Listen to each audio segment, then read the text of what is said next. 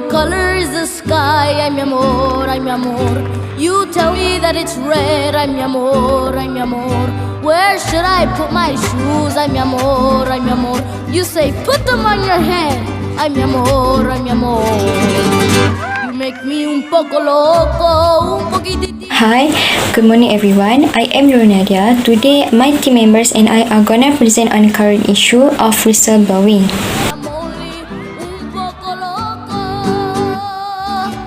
Whistleblowing is the voluntary act of reporting misbehavior within an organization to internal or external parties such as the media or law enforcement agency.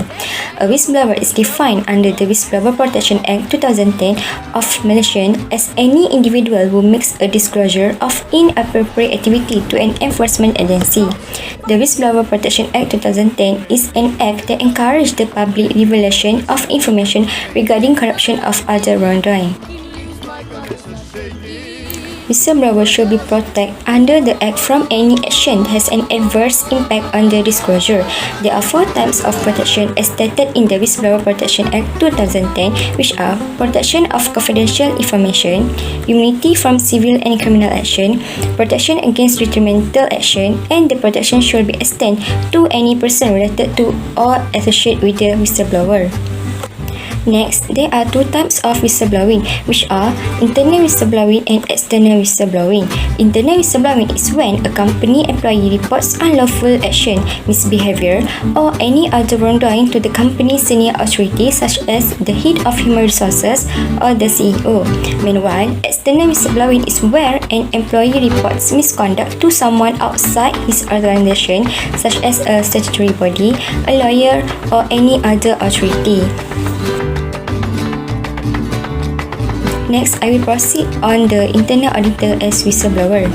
Internal auditor have access to essential sensitive information which can have a negative influence on the firm. In this case, the chief audit executive is expected to disclose the material to the audit committee.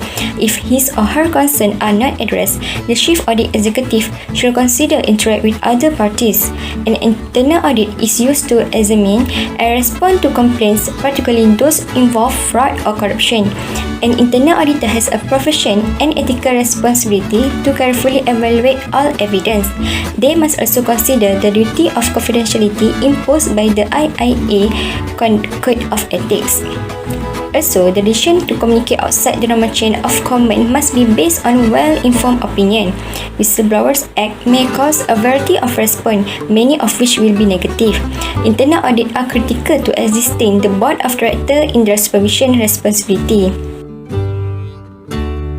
The board role is to ensure that internal audit involvement in whistleblowing does not compromise its primary assurance function. The board should retain the authority to receive all whistleblowing reports. These reports will allow the internal auditor to conduct investigation into the occurrences reported and offer confidence in the organization's internal controls. Next, I will hand over to the next presenter to continue the presentation. Thank you. Thank you, Nadia. I'm Lely Lusna and I will continue with the advantage and disadvantages of whistleblowing. From legal perspective, there is no obligation cast on the IA to blow the whistle to internal or external agency. Therefore, it is encouraged that IA should give a reasonable opportunity to the management and board to remedy the sensitive or critical issue if any pointed out. So here is the benefit of internal whistleblowing. First, it helps combat fraud. By speaking up and exposing wrongdoings, it helps to fight fraud, corruption, and unethical behavior. It also helps in avoiding reputational damage for both company and the whistleblower. So when issue is raised internally, it allows the department in charge to tackle it appropriately as well as discreetly. It also gives anonymous identity to the whistleblower for the confidential information. Moreover, it benefits in raising awareness and prevent issues escalating. When information is shared, despite its severity or nature, it can raise awareness of issues and concerns that the organization needs to address. Plus, when it is immediately dealt with, it prevents escalation, thus potentially prevent serious harm or damages. So when a company welcomes the whistleblowing system, it creates an open culture in the organization. An open and honest culture usually creates a better working relationship and dedicating, resulting in higher productivity. However, an internal auditor may choose to become a whistleblower when he finds that the critical issues are not getting sorted out after giving reasonable opportunity to the management or audit committee. Thus, they seek out to the external forces to blow the whistle. So here is the benefit of external whistleblowing. The main benefit would be it ends the company's wrongdoing and prevent further disaster to the organization. So when someone steps over the legal or ethical line, it is the whistleblower that makes such an act a public knowledge so that the people involved in the misgiving can be held accountable. For example, the whistleblowing of Sharon Watkins prevented the stakeholders of Enron from further harm. Moreover, the whistleblower is offered protection. The Whistleblower Protection Program offers employees protection who show the courage to report violation of security law, financial reform, environmental and safety regulation.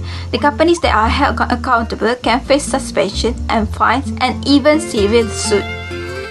Next, we will take a look on the downside of whistleblowing. First is the loss of jobs. As in Enron case, steep financial losses and losses of jobs were not only limited to its employees.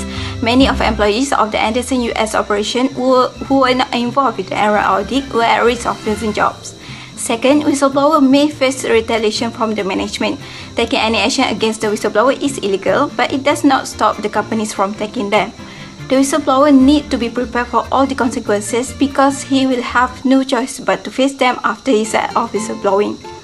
Thus, the disadvantages include personal complications including financial problems. Although whistleblowers may understand that their revelations serve the greater good, they also often endure personal problems from their action.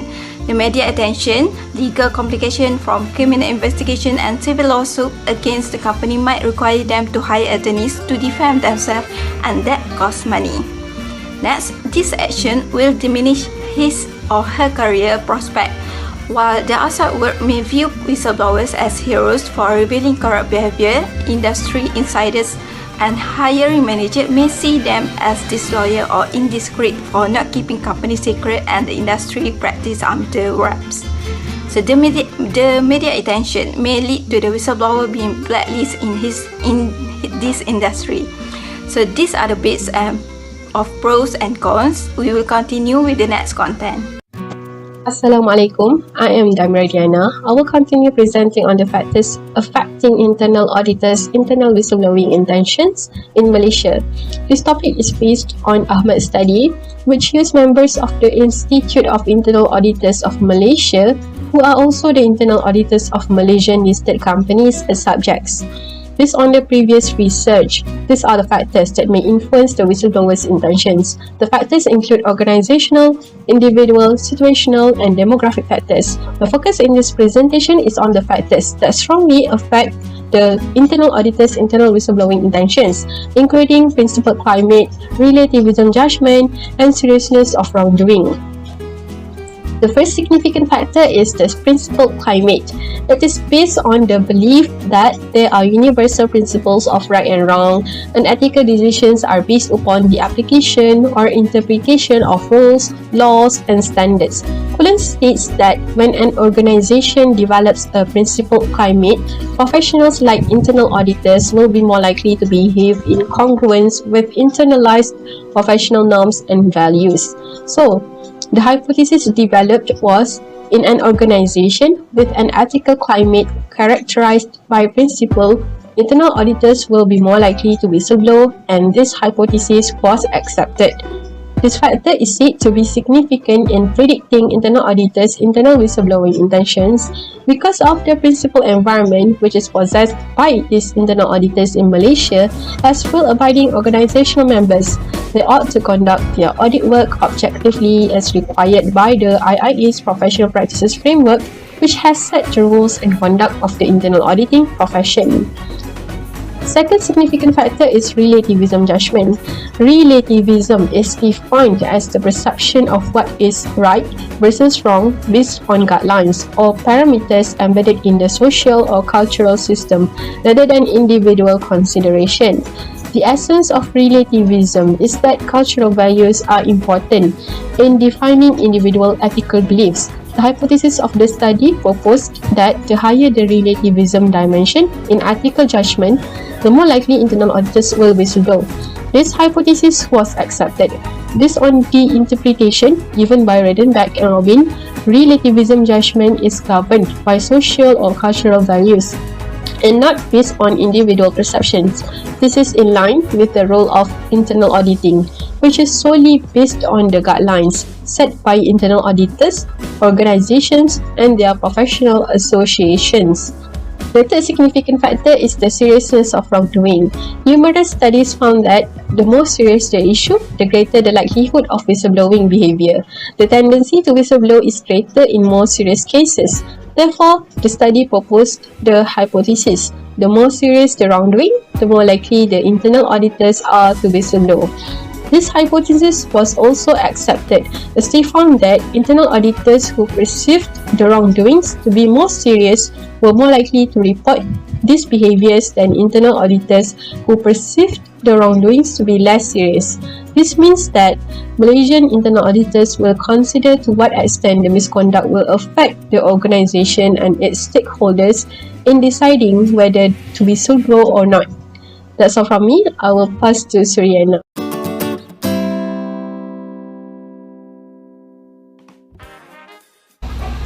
Assalamualaikum, I am Siti Suryana. I will continue the presentation with the two examples of real life cases.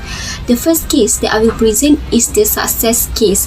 It is the case of Syed Omar bin Syed Akil versus Institute Professional Baitul Mal Sdn Berhad. Dr. Syed Omar Syed Akil succeed in his bid to get the High Court to order his former employer, Institute Professional Baitul Mal, to take measures to cancel a notice of internal investigation against him over his disclosure to the authorities.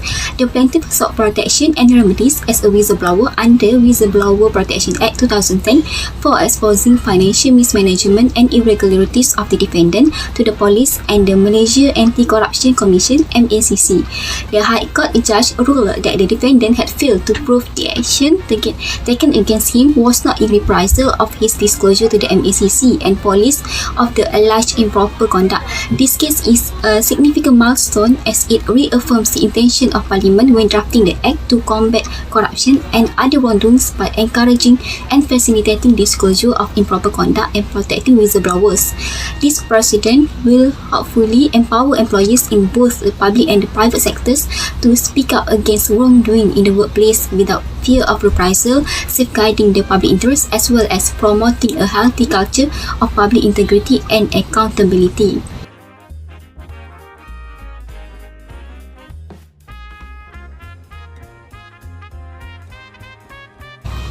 The next case that we will discuss is a failure case. The case is about Rokia Muhammad Noor versus Menteri Perdagangan Dalam Negeri, Koperasi dan Kepenggunaan Malaysia. It is a case where the whistleblowers were not protected under the Whistleblower Protection Act 2010 because they had not met the disclosure to any enforcement agencies. A breach of Section 6 of the Whistleblower Protection Act, leaving them unable to seek protection under Section 10 of the Act. The lawsuit was filed by Rokia binti Muhammad Noor and her friend. They had lodged 2 applications to demand judicial review respectively for the legal cases that involved them. Both of them had drafted a letter entitled Integrity and Leadership Crisis in the Company Commission of Malaysia dated 25th October 2011 and further addressed this letter to the several parties to request their feedback on this letter, which details the matter that happened in their workplace. Nevertheless, before all the relevant authorities feedback were received, the plaintiffs had both suffered disciplinary action from their employer based on the letter that they both co-authored. The High Court had eventually decided that both of them were not entitled to the legal protection granted under Section 10, Subsection 1 and 3 of the Whistleblower Protection Act 2010.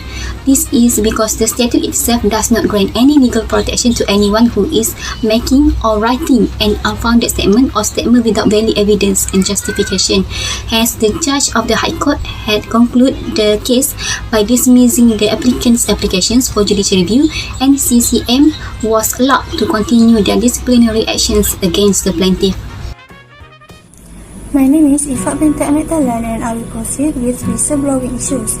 The first issue of whistleblowing is regarding the improper procedures of whistleblowing established in an organization. Every company normally uses their own whistleblowing policy to encourage whistleblowing among its employees. However, the protection will only cover the confidentiality of information but not the proper procedures on how to whistleblowing.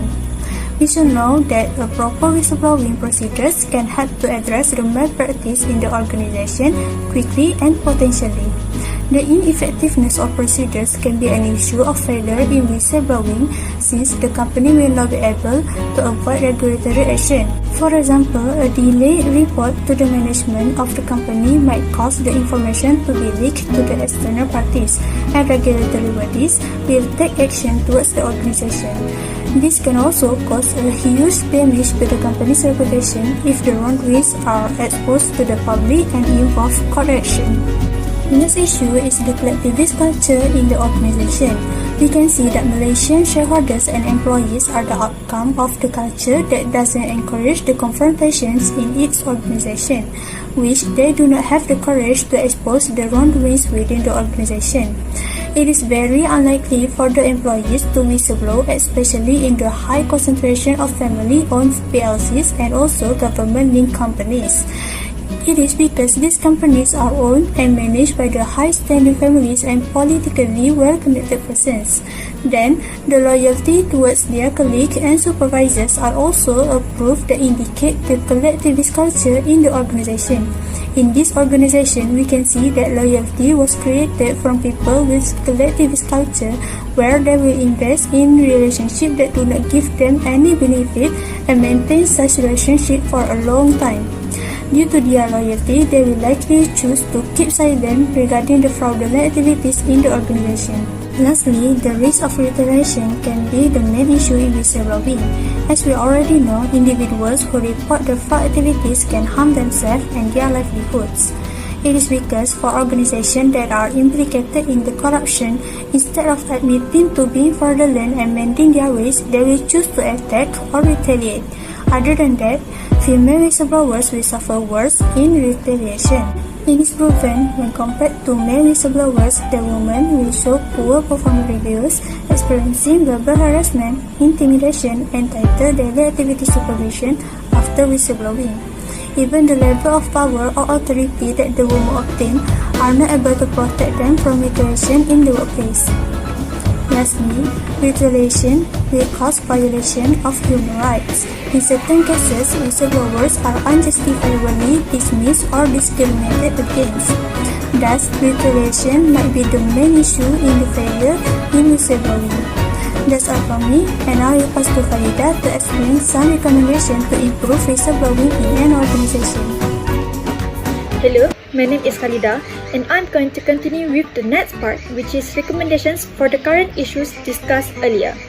To begin, businesses should develop excellent internal whistleblowing policies. A robust whistleblowing policy can help gain support within the organization by giving employees the confidence to report any misconduct that occurs within the organization.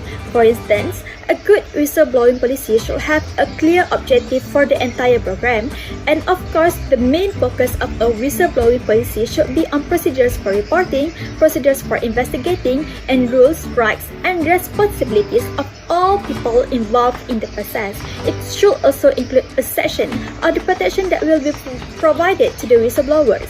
Whistleblowers' protections means that employees should be aware of the protections available to them if they report something unlawful. Moreover, just establishing a good whistleblowing policies is not enough.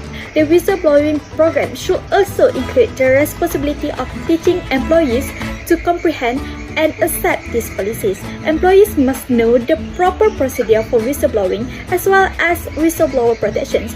These are critical factors that employees should be fully aware of to feel confident and comfortable to blow the whistle. Likewise, staff will understand the importance of not exposing wrongdoings to the public as it could harm the organization itself. Aside from that, the policymaker must study and amend the company's code of conduct to align with upper management's ethical value standards, and they also must choose the best way for monitoring compliance matters. The following recommendation is that the companies should develop a culture that recognizes unethical or illegal activities. It is important for the company to provide a safe environment for employees to speak up. The way this could be done is through first, conduct some training. Training should include teaching all employees how to deal with situations when wrongdoings occurs within a company without having to worry about retaliations. By doing this, employees will have first-hand experience dealing with malpractices, and they will gain a greater understanding of the whistleblowing system. Second, the companies can provide financial incentive. Valid whistleblowing will be rewarded through the reward system. Not only will this reduce employees' fear of retaliations, but it will also provide a financial incentive for them to stand up. Last but not least is by allowing anonymous whistleblowing. Due to the ownership structure of Malaysia's private limited companies and the Malaysian culture, whistleblowing will not always be an appropriate technique of bringing to light company misdemeanors. However, if anonymous whistleblowing is permitted, it will encourage more employees to whistleblow on fraudulent activities, as they will not have to fear the bad consequences such as getting harassment, intimidations, or worse, terminations. Furthermore, they also don't have to worry about being labeled as a traitor by their co-workers because their identities are kept hidden. Finally, we have reached the conclusion part. As Malaysia is striving towards achieving a higher standard of corporate governance, whistleblowing should be viewed as a tool that will complement all other initiatives to enhance corporate governance in Malaysia. It is a moral act that aims to stop illegal behavior, and whistleblowers are also protected by the act from retaliations for their exposure, as can be seen through the earlier success case. However, there is also a case where a whistleblower was not protected under the Act, as can be seen in the failure case discussed earlier. In addition, we also must remember that there are consequences, both bad and good, towards the company and the whistleblower himself. As for the current issue, you can see that it plays a big role in the success or failure of whistleblowing. Thus, every company needs to take initiative to minimize the issue for better organizational performance. So, that's all from our group. We hope that everyone can learn something from our presentation today. Thank you for listening.